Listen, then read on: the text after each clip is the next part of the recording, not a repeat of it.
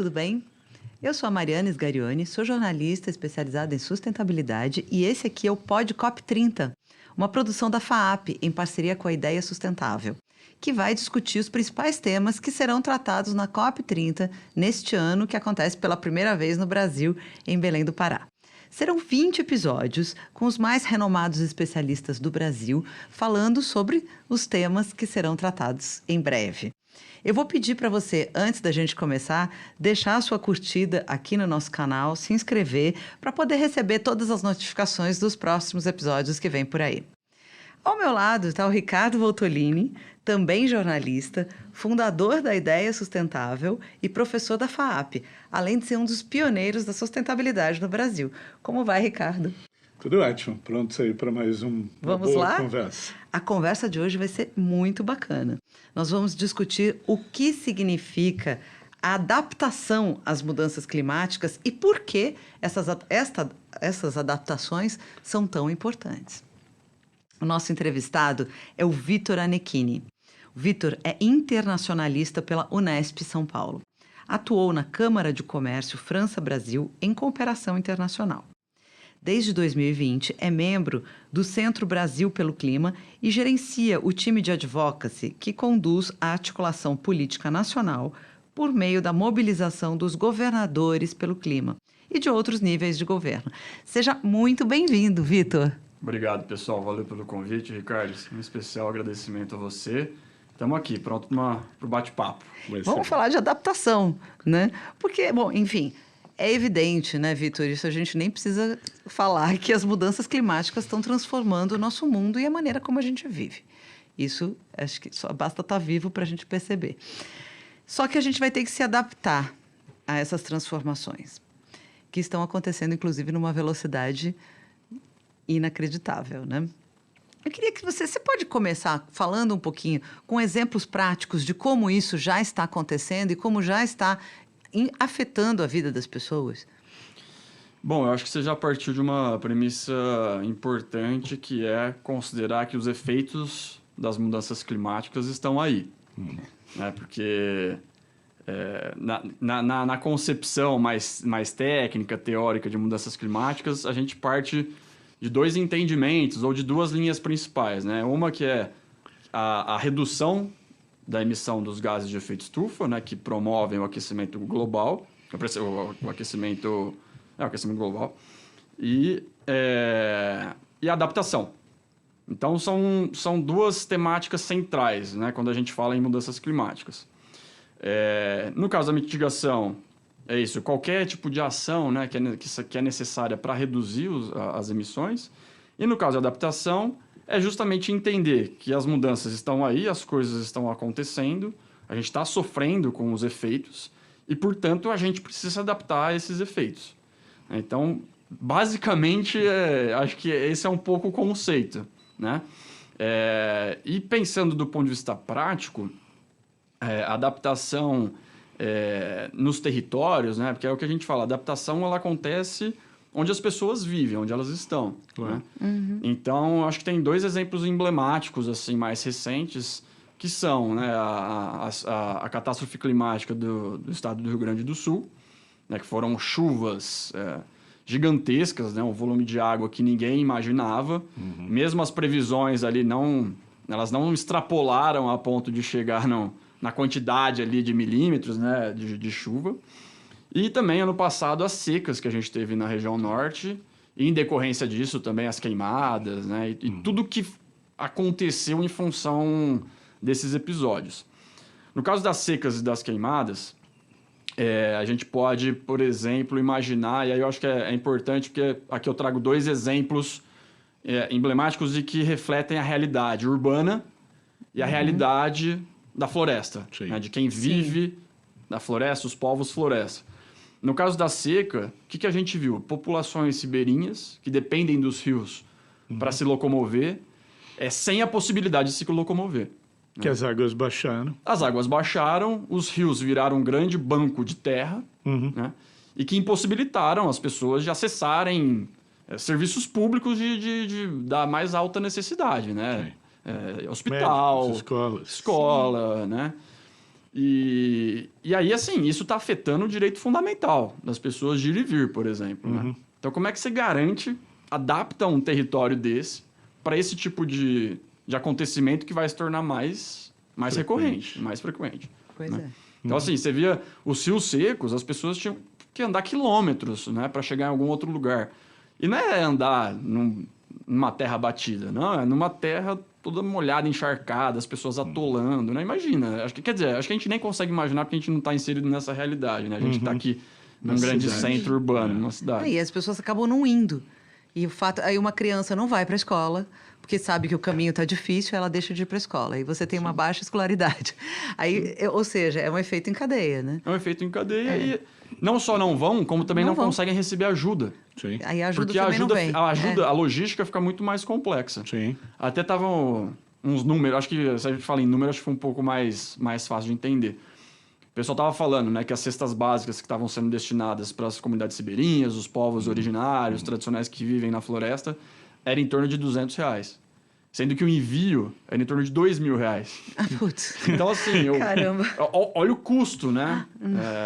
Muito caro. Né? É muito... Fica, a ajuda, né? A assistência... A logística custa mais cara do que o valor da ajuda, da assistência. Exatamente. Então, assim, para a gente entender como realmente fica difícil. E aí, como é que você adapta esse território a essas mudanças? Você vai criar, não sei, vai colocar jipe para caso aconteça isso. Eu tô viajando aqui, tentando imaginar numa possibilidade, porque, para mim, eu tenho dificuldade de pensar em como você adaptar um território desse. Sim.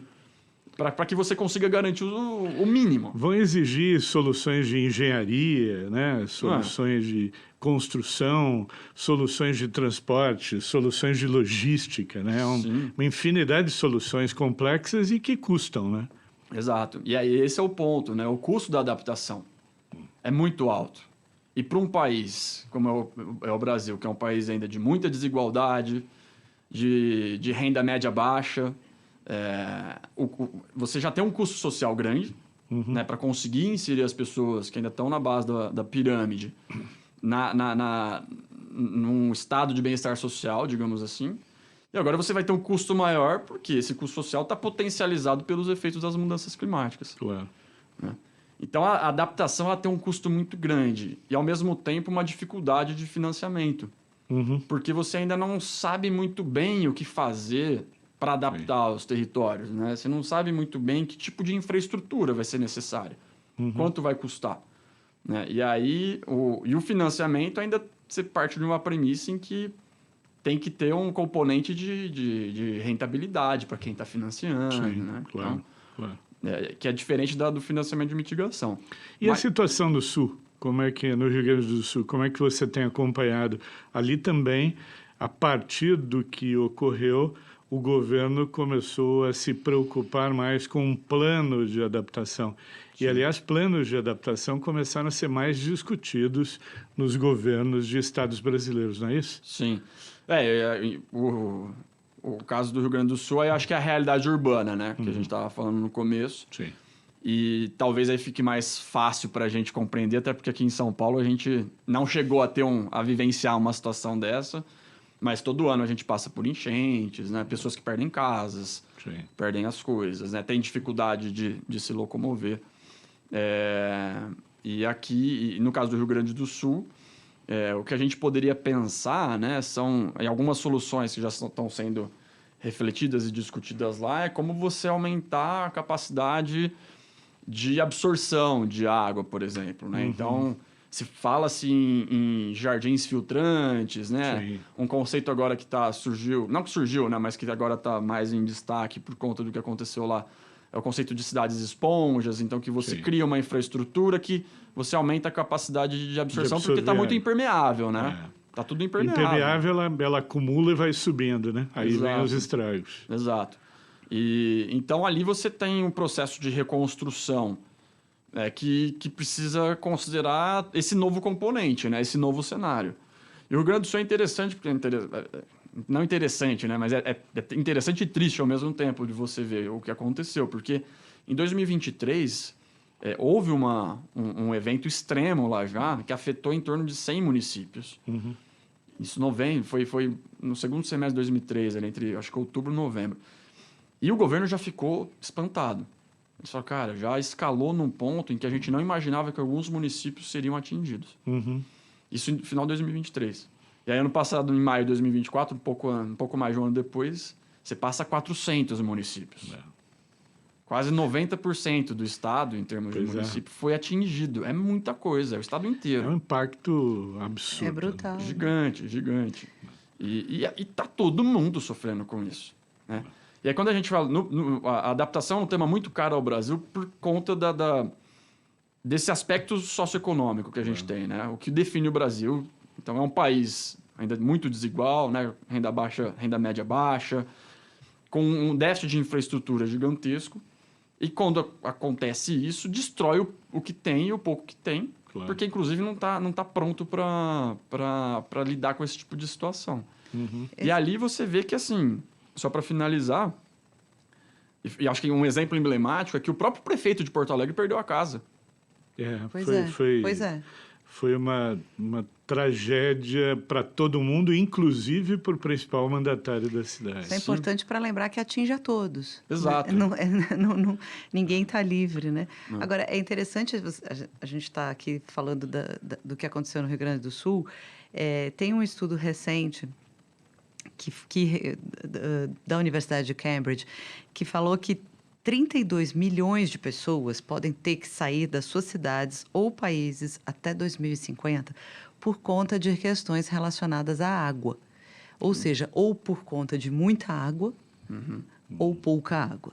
Sim. Ou tem água... Ou seja, a adaptação, quando a gente está falando de adaptação, queria que você falasse um pouquinho sobre o tema água, porque... É um ponto muito importante, que né, as pessoas, 32 milhões de pessoas vão ter que sair dos lugares onde elas vivem, ou por conta de tempestade, ou por conta de seca. Então, é a água que move o ser humano, então, no fim da... E aí eu faço uma pergunta ao mesmo tempo. Essas 32 milhões de pessoas vão ter capacidade de sair? Pois é, e para onde elas vão? Para onde vão, né? Tá. Qual vai ser a infraestrutura que vai receber essas pessoas? Tem mais um conjunto de causas para refugiados, né? Exato. As primeiras eram de natureza econômica, agora as climáticas também já estão formando uma legião de refugiados, pessoas que vão ter que buscar um outro lugar. Exato. Com todo esse clima global de receio em relação à ideia do refugiado, né? Até de contrariedade das políticas dos países em relação a esse tema. Isso seguramente vai acontecer mais.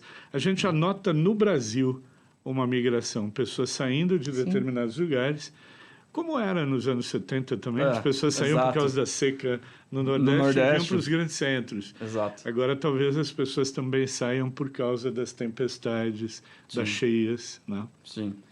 E aí, quando você vê um número desse, 32 milhões de pessoas, é muito expressivo, né? E aí me remete isso, tipo, mas quem vai conseguir sair de fato, né?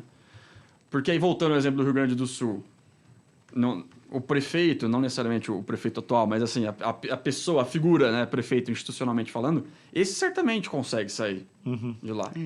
Mas as pessoas que são as mais vulneráveis, que estão nos bairros periféricos, já não tem nada, aí perdeu tudo. Né? Aí vai para onde? Fica no limbo, né? E aí incorre num outro tema que também já discutimos aqui, que será discutido na COP, que é a questão da desigualdade, né? Da injustiça climática.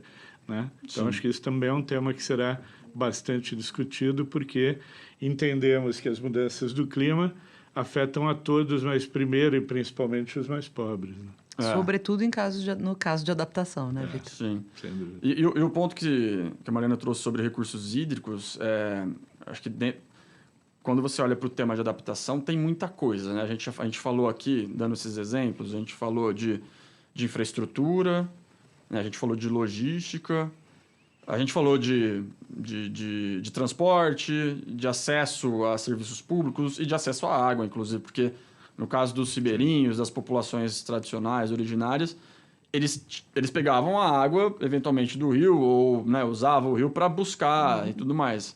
Agora vai buscar água onde? Né? Onde vai ter acesso à água?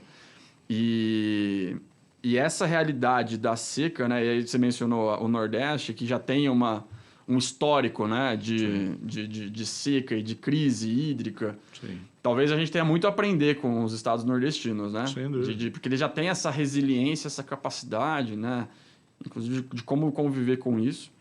E eu acho que é um dos pontos mais chave dentro da agenda da adaptação é o acesso ao recurso hídrico, né? A gente vê as bacias hidrográficas brasileiras perdendo potencial hídrico Sim. de abastecimento.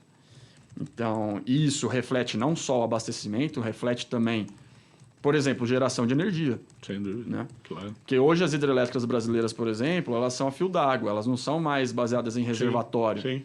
Então, tá chovendo menos, o volume de água é menor, a geração fica comprometida, o custo de energia é maior. Sem dúvida, claro. Então, assim, é um efeito que não é, a gente está falando só de abastecimento, né? Beber água, mas é também geração de energia. É de alimento também. E de né? alimento. A água na alimentação, no alimento. Se tivermos menos água, a gente vai ter também um impacto na produção de alimentos. E aí voltamos ao debate inicial. Os primeiros a serem prejudicados serão sempre os que têm menos acesso ou menos recursos de acesso. Exato, exatamente. E aí você... E acho que o tema é caro ao Brasil, eu acho que nesse contexto especialmente, porque tem enfim, uma presidência da COP, um governo que tem essa agenda social mais no centro do governo de fato, né? Uhum. Então, certamente a presidência da COP vai levar isso para a COP, né? Até porque o tema de adaptação está na agenda oficial da negociação, Sim, né? sim. Então, acho que aqui até é bom fazer uma explicaçãozinha rápida, né? Uhum. Nas COPs você tem né, as COPs... Bom, acho que vocês já conversaram bastante sobre COP, o conceito de COP tá bem claro, né? E aí você tem a agenda oficial, né? Sim. Em que os países vão lá negociar. O tema de adaptação, ele aparece em 2 itens ali que o pessoal fala, né? Que é o GGA e o NEPS. Basicamente, é uma discussão sobre indicadores de adaptação. Uhum. Né? Então, o que está sendo negociado é uma grande lista Sim. de indicadores de adaptação para que os países incorporem esses indicadores nas suas políticas, inclusive para estruturar os planos de adaptação. Sem dúvida. Seja a nível nacional, nível subnacional. E aí, inclusive, definir se esses indicadores serão de caráter obrigatório. Uhum. Os países vão ter que incorporar uma lista de 100 indicadores, por exemplo, e se tornar obrigatório. Sim. Né? E, então, assim, o tema está na agenda oficial. E, ao mesmo tempo, você tem a agenda de ação, que é a agenda que a presidência tenta pautar, né? Com temas relevantes Sim. da própria presidência. A E a adaptação vai estar no foco. A esse é um responsabilidade fato, né? por investimentos em adaptação às mudanças do clima é exclusivamente de governos, do federal e dos estaduais e municipais? Olha, é uma boa pergunta. E eu parto da premissa de que a responsabilidade é sempre compartilhada. Uhum. Eu acho que o Estado tem um papel muito grande no caso da adaptação, porque ainda existe uma lacuna grande de entender a infraestrutura com o componente de adaptação. Sim. Então, assim, Rio Grande do Sul, uma determinada ponte foi destruída, né? Que tipo de ponte que a gente tem que construir agora? Isso não está muito claro ainda. E essa ponte, ela vai ter que ser, sei lá, 5 metros mais alta? 10? Vai ter que ter um material mais resiliente. Material, e inclusive um material que tem algum tipo de certificação de sustentabilidade, que seja um material, enfim, baseado num cimento descarbonizado. Sim. Não sei, né? Tô só sim. confabulando aqui, mas... Sim. É isso. E como ainda não está claro... E isso, inclusive, é dado, né? Os dados de financiamento climático, grande parte, eu não tenho os números aqui concretamente, mas posso até... Eu acho que isso aí dá para acessar. Grande parte é para mitigação, para ações de mitigação, de reduzir as emissões. Em torno de quê? 70%? 80%? Eu acho que até mais, tá, Ricardo? Eu acho que é mais de 80%. Tá. Então, a fração que fica para adaptação é muito menor. E os financiamentos em adaptação são mais financiamentos públicos. Foi o que eu entendi também. E de alguns multilaterais, né? Um BID, Banco Mundial. O financiamento privado é muito pequeno ainda em adaptação. E é onde é isso, né? Os efeitos estão acontecendo, a gente precisa se adaptar.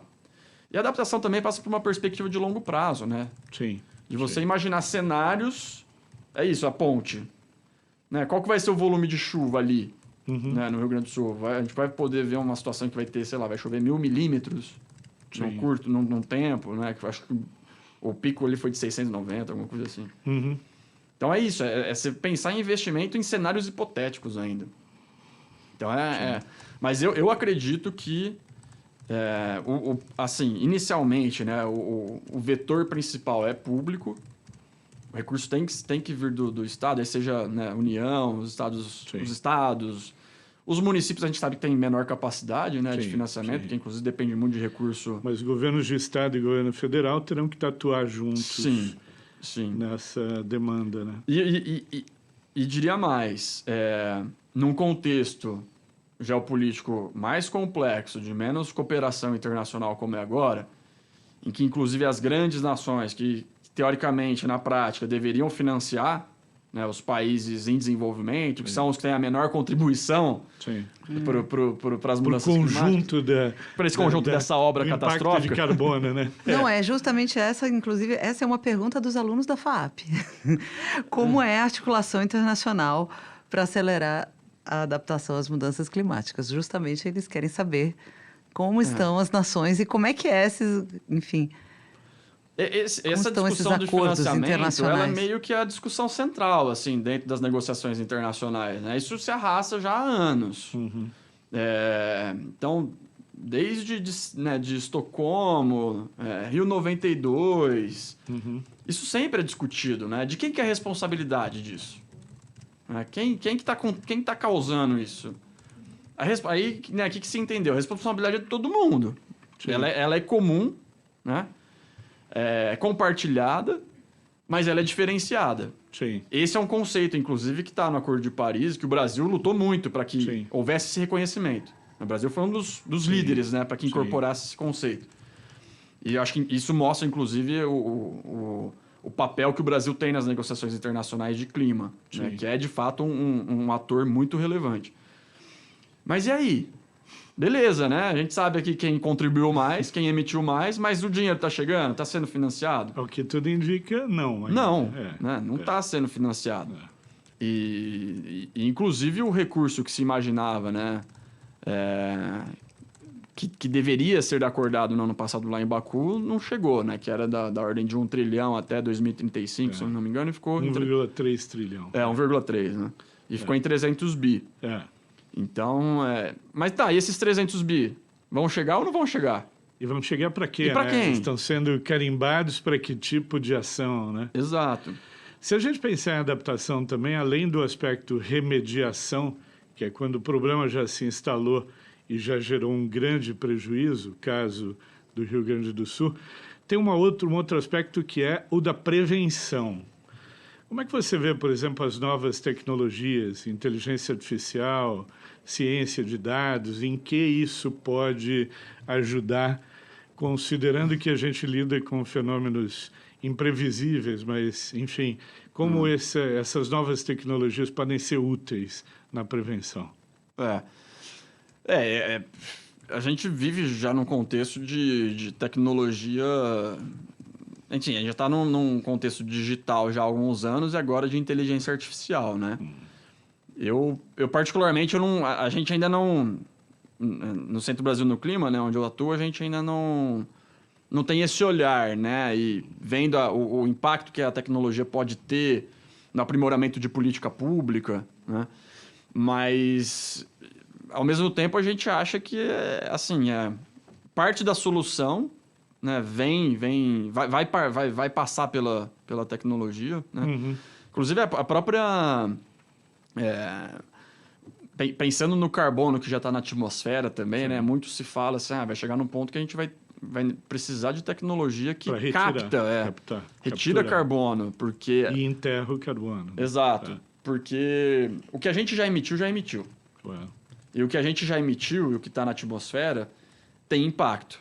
Né? A gente sabe o que está lá, o que isso representa para daqui a 50 anos. Então, é o que a gente fala. Os cenários já estão Sim, contratados. sim. Porque o que foi emitido está ali e vai gerar um impacto para nós, né? Então, assim, se parasse de emitir tudo hoje, a gente não ia resolver o problema, porque Sim. o problema já está aí, né? As coisas já estão acontecendo. Com base até E- na experiência da organização em que você atua, você teria como nos dizer quais são os estados brasileiros mais preparados hoje e os menos preparados sob o ponto de vista da adaptação do clima? Olha, talvez eu seja pessimista demais, mas para esse nível de evento extremo, como é o caso do Rio Grande do Sul, eu diria que nenhum. Nenhum. Nenhum. Porque Não me surpreende a É. informação. Você tem alguns estados, né? Você tinha mencionado os planos, Sim. né? Os planos de ação climática, que envolvem estratégias de mitigação, estratégias de adaptação, são instrumentos relativamente novos. Sim. Isso não significa que os estados não fizeram nada até agora. Não é isso. Os estados têm as estratégias de mitigação, têm leis climáticas, têm ações. Mas os planos, eles são relativamente novos. Os estados estão... alguns estados que já têm plano de mitigação e adaptação fecharam isso nos últimos 2, 3 anos, né? Alguns estão começando a fazer. Tem outros que não estão nem fazendo ainda. Nem tem perspectiva de fazer. E são instrumentos muito, muito, muito importantes. Mas, assim, para encarar esse tipo de problema, nenhum estado tem capacidade hoje de lidar com esse tipo de... Com esse nível de problema, né? E é quando a crise se instala que a gente percebe. A questão da própria seca, né? A gente viu... eu tinha mencionado logo no começo as queimadas, né? Uhum. Ano passado a gente teve... Assim, foi assustador, né? Sim. Foi assustador. Sim, Eu fiquei angustiado, assim, vendo Foi o mesmo. país pegando fogo. O ar totalmente poluído. São Paulo teve, durante semanas, o pior ar do mundo. E o que aconteceu em São Paulo? Nada. A vida continuou como se nada tivesse É acontecendo. verdade. É verdade. Né? Não teve um protocolo de De emergência, né? nada, de contingenciamento, né? Não teve nenhum comunicado dizendo, olha, fique em casa. Deixe o seu carro em casa por alguns dias, né? Ou algo do é. gênero, né? Tente usar transporte público ao invés de pegar seu carro. Sim. Retire as máscaras da época da pandemia da gaveta e use, porque Sim. ajuda. Claro. Não teve nada. É verdade. Nada. É verdade. Então, assim, né, não estamos preparados e nenhum estado tem a capacidade de lidar com esse tipo de problema. Alguns estão caminhando na elaboração dos seus planos. Hoje tem 2, 3 estados que estão com os planos de adaptação prontos. E mais 4, 5 que estão elaborando, né? Ou seja, são 8, a gente tem isso mapeado. São 8 estados hoje que estão com o plano de adaptação pronto ou em vias de finalizar. 8 estados. 8 estados, no universo de 26, mais DF. A gente está falando de um pouco em torno de 1/3. 1/3. E Isso é preocupante, né? é preocupante. E Porque o Rio Grande do a Sul é um dos estados que está elaborando o plano de adaptação. Sim. Né? E esperamos que isso Acho que a gente seja precisa ter um pouquinho mais de cuidado como Estado, né, em relação a um dos grandes desafios desse século XXI, que é a gente se adaptar mesmo, né, como sociedade, como governo, né, porque isso vai mudar muito a vida das pessoas, vai interferir, vai gerar prejuízos de saúde, de alimentação, de água. A gente está falando, está no modo como queremos viver bem Sim. daqui por verdade. diante, né? Então, isso é um risco presente, né? E a gente já viu que é um risco presente e próximo, porque já está acontecendo próximo de nós, né? Preocupa, eu acho, no mínimo. Eu acho que você trouxe uma reflexão interessante, assim, que eu acho que ela até é um pouco mais profunda e filosófica, talvez, é como a gente quer viver, né? Eu acho. Qual vai ser o modelo de sociedade com essas mudanças? E o Brasil é um país que está sendo e vai ser muito impactado, né? Os nossos biomas vão sofrer demais, já estão sofrendo. A gente vai ter uma perda de biodiversidade gigantesca, infelizmente.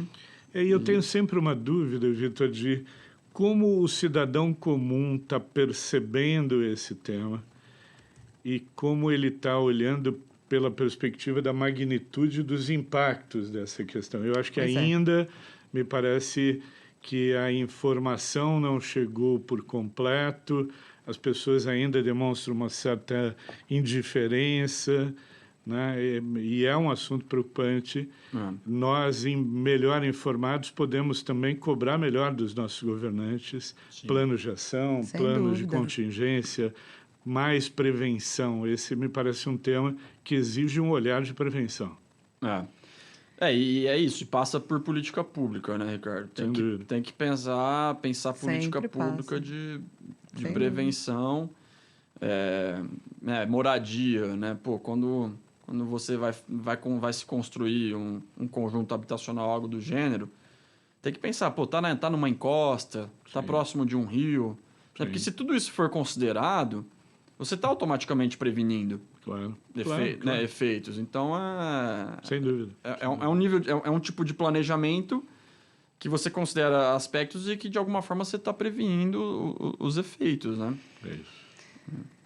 Pois é, olha, a conversa está ótima, mas infelizmente o nosso tempo acabou.